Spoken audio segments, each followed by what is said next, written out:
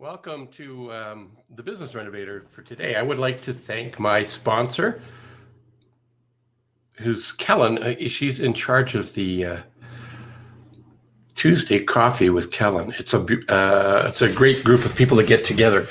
I normally want to do these an hour earlier than I am today, but I got bunged up with serving a client, and the client is priority job one for me, and I was going to procrastinate and not actually do anything today. So because I got the nudge from Kellen, I really appreciate that. Here I am today. So I wanted to talk about was something that I shared with a coaching client of mine today, and that was about the art of journaling, reflective journaling specifically. I've been working with him for a couple of years, and it's like the movie Groundhog Day. And in Groundhog Day, if you've seen the movie, pretty much every day he wakes up and the same thing happens. Well, this isn't just one day. This is 700 and some odd days, and his revenue level has not really moved significantly, which is a chagrin for me, because I'm thinking, well, if coaching is supposed to help people get better at doing what they're doing. So I asked him, I said, do you do journaling? And he says, no. And I says, oh, I hear a but. And the but was, it's another thing to do. Which caused me to think about, we could have the greatest tools in the kitchen or in the shop. I'm going to use the kitchen because it's gender neutral. If we don't sharpen the steel, our knives, when we go to cut a tomato, we'll mush it, we'll crush it, we won't even be able to cut it. How do I know? Because there's times when I haven't actually done the metal on metal, steel on steel, sharpens it up. And in order to keep our knives sharp, we need to take time basically to slow down, to go fast, so that you can cut tomatoes in this example, or you can grow your business, or you can recognize where your inefficiencies are. You can recognize where you're holding yourself back. So today's really all about mindset. Jim Rohn and Lou Tice, two people that I followed and mentored me indirectly or directly at times, both said that you need to buy an empty book and capture all your great ideas. That's kind of a Jim Rohnism. And Lou Tice said that we should get in the habit of doing reflective journaling. And the reason for that is we can catch all of our thoughts, the good, the bad, and the ugly, just like that Clint Eastwood movie that was made decades ago. The good, the bad, and the ugly. If you write things down, your aspirations, your goals, your dreams, your fears, oh my God, I can't do this stuff, you can capture the trends and check it, weekly and monthly and see what's going on. And if there's something going on a consistent basis that you'd like to blast through and it's a comfort zone thing, then you can decide to break through that comfort zone thing. There's ways to do that. It's one of the things I specialize in with all of my clients, is to be able to help you do that. And there's simple things, but doesn't make it necessarily easy to do, because we have these habits that we get locked into, which identifies who he is. We act in accordance as to how we define ourselves. And experts say that's kind of embedded from the time we were born to year 7. So in those years, we're like a sponge just absorbing information, which then expresses itself in today's world. So how do you capture all that stuff? How do you identify whether it's a comfort zone thing, it's something you don't want to do, or it's something you want to do? Well, I'm going to hold up a bunch of books here. Here's a few. These are all journals that I created. Actually, I create these journals and give them to my clients. For example, this one's based on Eat That Frog. And if you want to get more stuff done, Eat Your Biggest, Ugliest, Juiciest Frogs. That comes from Mark Twain and then was turned into a course by Brian Tracy. And it's about setting your priorities. What are the high value activities that if you did them today would drive you to the finish line for whatever it is you want to do in your life? And one of the ways to identify what's going on in your head is to write things down. So in this particular journal,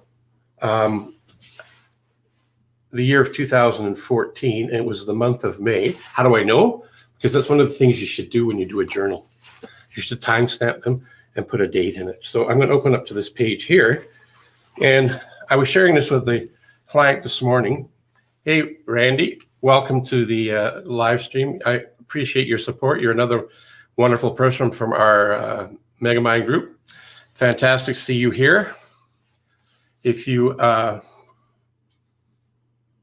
anything that you would like to add to this, Randy, let me know. Put it in the chat and I'll put it on the screen for people to see. But on May 4th, 2014, I was in San Diego, California. And for those of you people who have not been there, that's your loss. But when you get an opportunity, you should go to San Diego. It's a wonderful place to go, right on the ocean. And they have a lot of tourist things that you can do as well, if that is what you like to do. So anyway, here's what I wrote. And when you do a journal, you should probably make sure that nobody that you don't want to see it sees it, because you want to be able to capture all of your thoughts, feelings, as honestly as you can. So yesterday I walked a ton of back and forth from the hotel, sorted out several challenges that I was having. I didn't want to pay $5 a bottle for water. And at that time I was on this health regime, and I was on a trajectory to drop a whole bunch of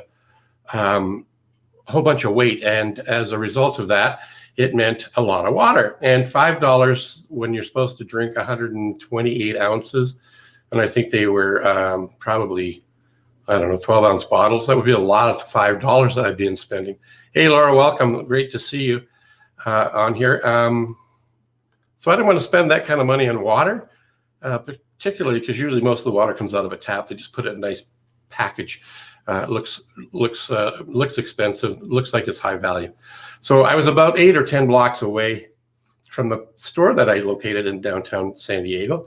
But and I found, instead of one bottle for $5, I found 24 bottles. Then I had another issue and a challenge. And the challenge, or I guess I could say it was a problem, but you know me, I don't look at things as a problem. They're either a challenge, situation, or an opportunity. So I saw this more of a challenge or an opportunity. And Kellen, my buddy, the one that gave me the nudge today to make sure I do this, because normally I would do these at 9 o'clock, an hour earlier, Mountain Standard Time. But a client got in the way, which is a good thing because clients are why I do what I do. So I was going to procrastinate and not do this, but Kellen gave me a nudge, and here I am. So back to San Diego, I found this store. I can't remember the name of the store. I would give them a plug, but they had a flat of 24 for $5, which is like the price of one bottle of water in the hotel. And that I thought would be probably enough water to look after me for the whole stay that I was in San Diego. I think it was 8 days I was there for. Was there for a conference, and then was also there for some downtime and playtime. One of my favorite places, I know this is a tangent, is to go to Mission Beach. I love Mission Beach in the San Diego area, being on the boardwalk, which is really not board, but that's what they call it, I think. There's volleyball, and there's people, and there's the amusement park, and there's the beach, there's the ocean, there's pelicans, there's everything.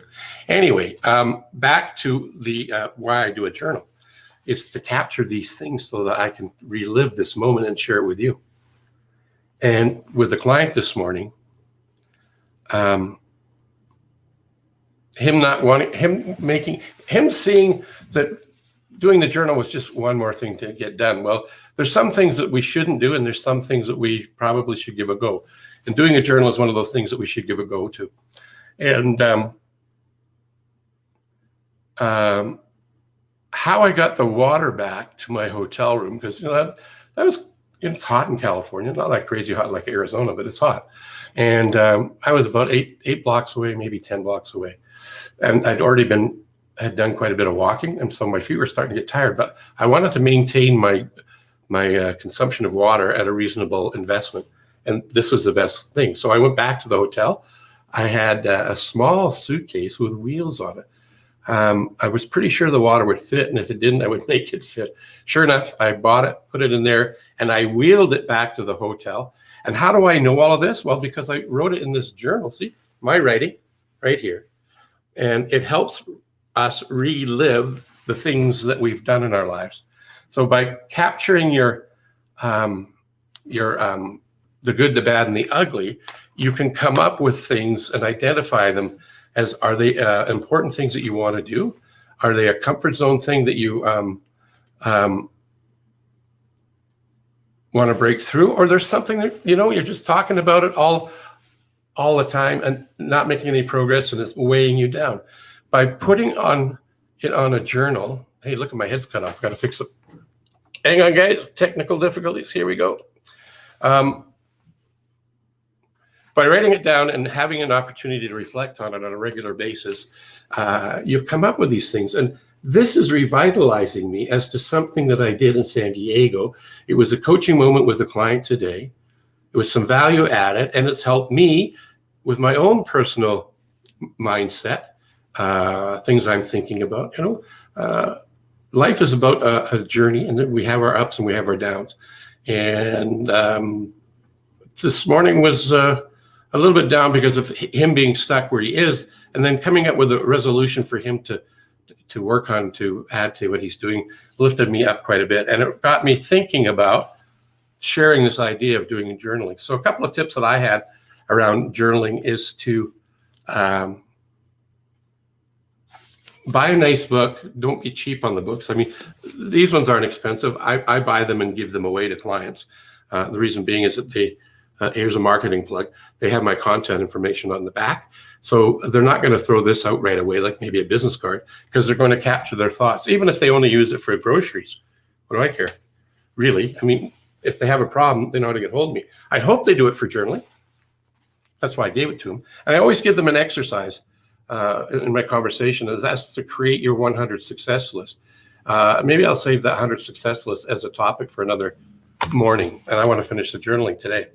So tips to make sure the journal works for you is to write in it as frequently as you need to, as a minimum at the end of the day and maybe at the beginning of the day. Put the date on it, put the time on it. I put San Diego. Sometimes I put where I'm at. If I'm home in Calgary where I live, I generally don't put Calgary. But if I'm out somewhere else, then it actually helps paint the pictures and helps me relive the things that were there for me.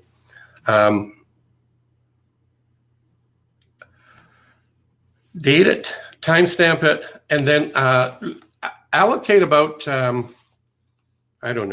pages at the back of the book for an index. So that if there's something in here that's around confidence, goal setting, time management, marketing tips, ideas, whatever it is you're collecting, whatever is important for you, I would make a list of it in the index with the date it was on. One other thing I forgot to mention was to put page numbers in your journal. And then when you put them in the index, I need a director like Kellen had, but she had Bruce to help them drive some of these things. And put page numbers on it so that you can find it later in the back of the journal. So let me summarize that without looking at the screen. Get a journal. Buy a book that's nice to write in. The pen flows on it easily. Have nice pens that flow easily. That's one of the things. Don't make it hard to write. That's what I found to be. You know how women have, I shouldn't say all women, but one of the things that the female gender likes to do, I'm shooting myself in the foot now, is they like to buy a lot of shoes. I like shoes too. But I buy a lot of pens. I'm just looking around here. Excuse me, I'm going to go off screen here just to show this was not pre-thought.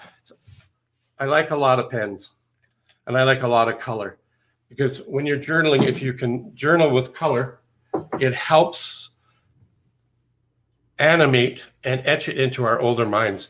The younger kids, 7 and younger, they're like sponges. They don't have trouble remembering things. We as adults might have a little bit more of a challenge there. I believe the next page on this journal, or two, well, you can see I use color. There's kind of a pink, green, and blue, but that's not very vibrant. There's another page here too, where I found different pens, and I got more bold in my colors. And notice I don't necessarily stay on the lines. It's okay. You don't have to stay in the lines. You don't even have to stay straight. You don't have to write big or small. Just be colorful. Transformation comes from sharing. A caterpillar spins a cocoon equals a butterfly. I don't know. That's something that popped into my head. Anyway,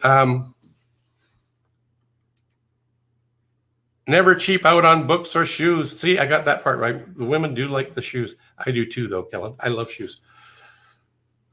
And the color pen thing. Yeah, it's a great idea.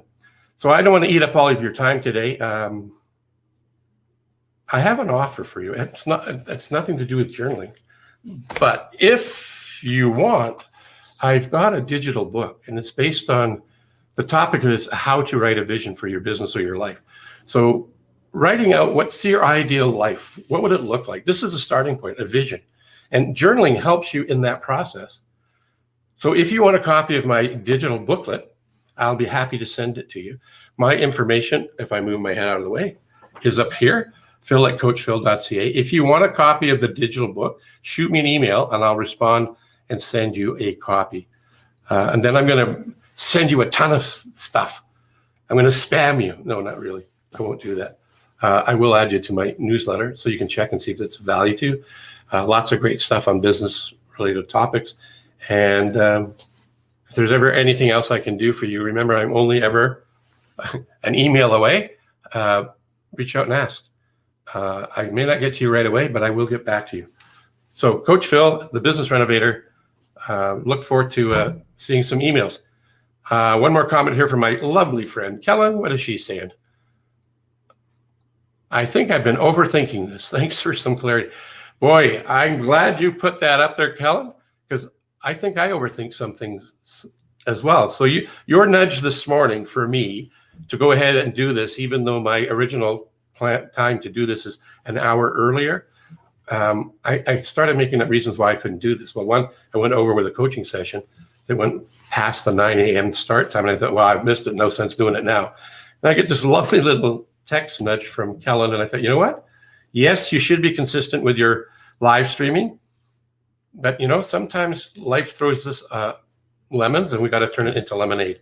So I hope you enjoyed this little bit of lemonade from me, pushed by my friend Kellen. Glad to see everybody here. Look forward to tomorrow.